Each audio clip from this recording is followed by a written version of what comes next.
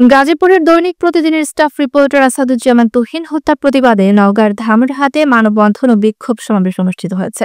শনিবার সকাল 10:30টায় উপজেলা পরিষদের প্রধান ফটকের সামনে আঞ্চলিক সড়কে এই কর্মসূচির আয়োজন করে ধামইরহাটের সাংবাদিক সমাজ। মানববন্ধনে ধামইরহাট প্রেস ক্লাবের সভাপতি মোহাম্মদ আব্দুর রাজ্জাক, সহ সভাপতি মোহাম্মদ আব্দুল আজিজ মণ্ডল ও উপজেলা প্রেস ক্লাবের সভাপতি এম এ মালেক বক্তব্য রাখেন।